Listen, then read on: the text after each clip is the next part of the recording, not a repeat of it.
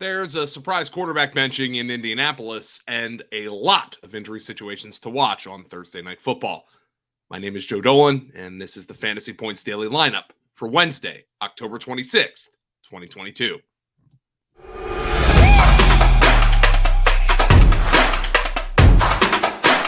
It's time for the FantasyPoints.com Daily Lineup. Staying on top of the latest news and updates around the NFL. Rise and shine, folks. We're taking the field. Here's your host, FantasyPoints.com's Joe Dolan.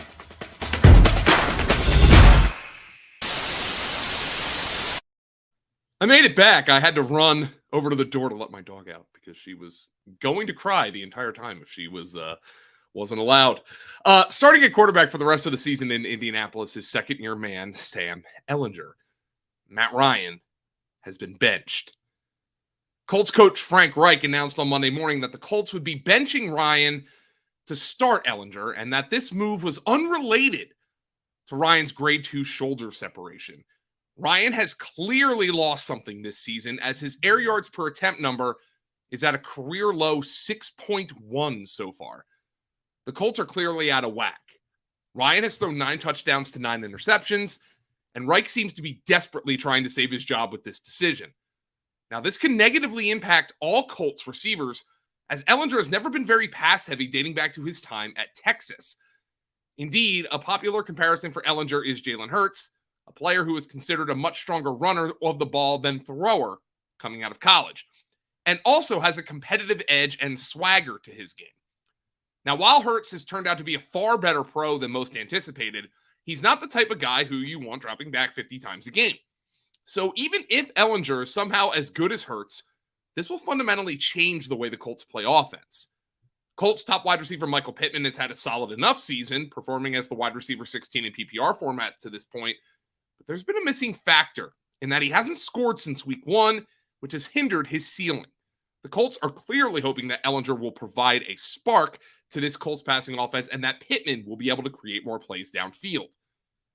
He is already averaging nearly 9 targets per game and is clearly the wide receiver 1 for this team. So hopefully the Colts will stop making the mistakes that Ryan was making that would cause them to go down early in games and not allow the team to have much of an offensive identity besides throwing the ball a ton with low-calorie targets. Now, this move helps Jonathan Taylor and the run game for sure. Ehlinger is someone who has to be accounted for on the ground, and that always helps backs. I'm neutral on Pittman and Alec Pierce, whose declining target volume could be offset by higher calorie downfield and red zone targets. And it's a downgrade for guys like Nyheim Hines and Paris Campbell, players who need high target volume to be successful for fantasy. Ehlinger, meanwhile, has some super flex appeal because of his running ability. And Ryan? It's possible his career is over at this point. As Liz Albert Brie reported earlier this week, just hours before Ryan's benching, that the veteran quarterback's arm looks shot, according to NFL scouts. The Colts clearly agree. In our first running back spot today, we have Baltimore's Gus Edwards. The Gus bus was taken out of the garage in week 7, and he's already rolling downhill as the team's top runner, with J.K. Dobbins on IR after undergoing arthroscopic surgery on October 21st. Edwards posted 16 carries for 66 rushing yards and 2 touchdowns in his 2022 debut against the Browns, finishing well ahead of Kenyon Drake and Justice Hill in the rotation. Now, Edwards has never been an impact receiver, but if he can catch a ball or 2 a week for sure and has the inside track to lead one of the league's better rushing attacks with Lamar Jackson, that puts him on the running back 2 radar. Meanwhile, the Ravens put Dobbins on injured reserve over the weekend as he had an arthroscopic procedure on his surgically repaired left knee to clear out scar tissue. The procedure is expected to keep Dobbins on the sidelines for 4 to 6 weeks, which obviously explains the move to IR. Dobbins suffered one of the most serious-looking knee injuries we've seen in some time last August, and he was already looking far less than 100%. Though this procedure is expected to hasten his recovery process, we also have to acknowledge the possibility that we don't see Dobbins again this year. And after Gus returned to the fold in week 7 and scored 2 touchdowns against the Browns, that's now 3 Raven running backs, Edwards, Drake, and Justice Hill, who have looked better than Dobbins at some point this season. Dobbins is, at best, an IR stash, but if he's eating up a spot on a shallow bench, he's droppable.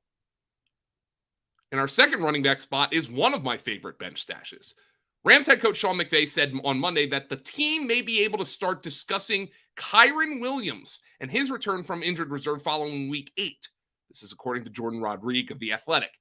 Williams has been out of the lineup since suffering a high ankle sprain on the opening kickoff of the NFL season, but he could be in the Rams' plans for the second half of the campaign.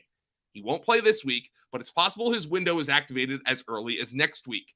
NFL Network's Ian Rappaport reported before Week 6 that Cam Akers has likely played his final snaps with the Rams because of, quote, philosophical and football-related differences with head coach Sean McVay.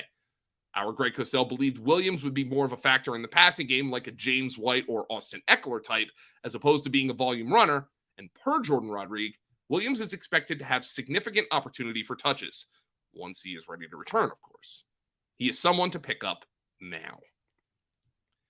In our first wide receiver spot, the Packers are looking for help. Per the Score's Jordan Schultz, the Packers, quote, have been actively calling around the league to trade for a wide receiver, and the hope is they can still land somebody on a rookie deal. Now, this comes on the heels of yet another Aaron Rodgers appearance on the Pat McAfee show, on which Rodgers said, quote, guys who are making too many mistakes shouldn't be playing. Got to start cutting some reps. Maybe guys who aren't playing, maybe give them a chance, end quote. This certainly sounds like a Romeo Doubs quote, given Doubs didn't haul in any of his 4 targets in the Packers' embarrassing loss to Taylor Heineke and the Commanders. But Rodgers should probably be looking in the mirror himself here. But Doubs, at this stage, is droppable in shallow bench formats. Nonetheless, the Packers do need wide receiver help. And when it appears they want to go on a rookie deal, that screams Elijah Moore to me. I still don't expect the Jets to trade more, but the Packers are obviously interested. At wide receiver 2, we have yet another spiel on the Buccaneers. It seems like I do one of these a week, at least one of them a week. We have 2 teams with injuries everywhere on offense on Thursday Night Football when the Bucs take on the Ravens, and the Buccaneers wide receivers need to be monitored. Mike Evans is limited in practice with an ankle injury, while Julio Jones actually got in a limited session on Tuesday as he tries to return from his knee injury suffered in Week 1 and apparently tweaked in Week 4. By the way, I have no recollection of Julio playing in Week 4. Just none. None whatsoever. Meanwhile, Russell Gage is out of practice with a hamstring injury he picked up in Week 7, and he's been dealing with hamstring problems since the summer. And to add to it, tight end Cameron Brate continues to be sidelined with a scary neck injury he suffered in Week 6. It still seems surreal the position these Bucs are in, but until they do get this thing figured out, the only 2 wide receivers on this team worth rostering are Evans and Chris Godwin. Now, rookie tight end Cade Otton, of course, has some streamer appeal, while Brate is out. In our flex spot, we have a couple of players from the other Thursday night combatant. Neither Ravens wide receiver Rashad Bateman with his foot, nor Mark Andrews, tight end, obviously, with his knee, practiced on Tuesday. Bateman was not listed on the Ravens injury report on Monday, the day after making his return to the lineup. Given that, it's possible that this is a scheduled rest day for him with the Ravens playing on a short week. But we won't know for sure until Wednesday. Bateman led the Ravens in receiving in Week 7's win over the Browns, but it was with just 42 receiving yards and 4 receptions, as Lamar Jackson completed just 9 of 16 passes on the day. Bateman also played just 56% of the offensive snaps in his return, second most among Ravens wide receivers behind only Devin Duvernay. Bateman has yet to hit even a 70% snap share this season as the Ravens use the most unique personnel packages in the NFL with their multi-tight end and fullback sets. But Bateman's at least usable for fantasy if you need him, presuming he plays this week. As for Andrews, he played his typical snap share in Week 7 against the Browns, 88%, but was held catchless on 2 targets. Mostly, we just wave that off as random variance given Lamar was just 9 of 16, but it's notable that Andrews missed multiple practices last week with the knee soreness as well. The same plan seems to be in effect this week, though the short turnaround to Thursday's game with the Bucs could complicate matters for his availability. We'll learn more later today, but keep an eye on Isaiah Likely just to be sure. I'm Joe Dolan, and this has been the Fantasy Points Daily Lineup. Practice reports come out on Wednesday, all kinds of injuries, and we learn a whole lot, so you want to be tuned in at fantasypoints.com in our subscriber Discord. All you got to do, go to the website, use code lineup22, get an extra 10% off what is already a 25% discounted website. It's got all your fantasy football needs and your DFS and betting needs as well. Maybe your team's 2-6. You're like, I should have subscribed earlier when Dolan was telling me to. Well, then maybe you can make prop bets or play some DFS. Our premium package will have you covered there. My name is Joe. You're you. This has been the Fantasy Points Daily Lineup, and I'll talk to you tomorrow morning.